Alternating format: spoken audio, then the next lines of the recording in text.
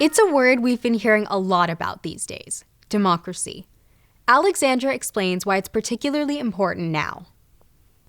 The country with the oldest democratic government is the good old United States of America.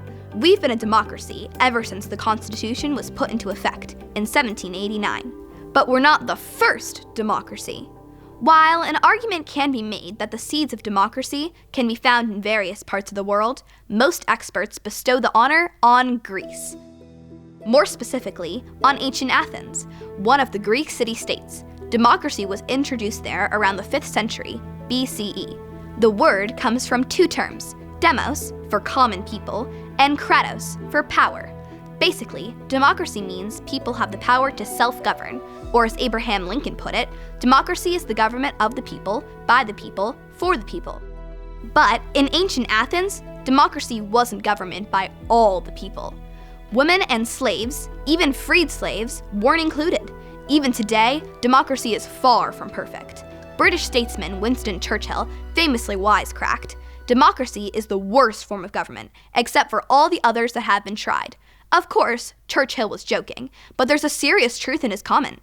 Despite its drawbacks, democracy is better than all the other forms of government, like dictatorships and communism. But democracy only works when we exercise our right to vote. To drive that point home, here are two quotes to keep in mind. The first is from Thomas Jefferson. "We do not have a government by the majority.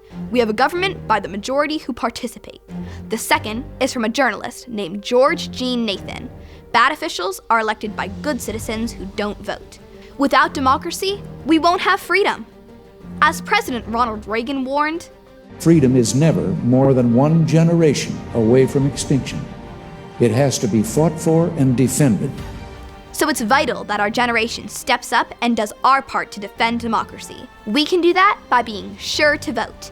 And if you're not yet old enough to cast a ballot, make it your mission to convince those who are old enough to vote to do so.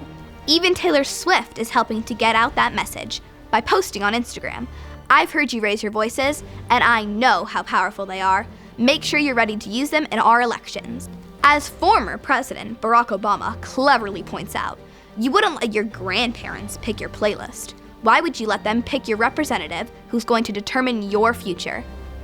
To make your voice heard, you need to register, and then you'll need to vote. Hopefully, it'll become habit forming. For Teen Kids News, I'm Alexandra.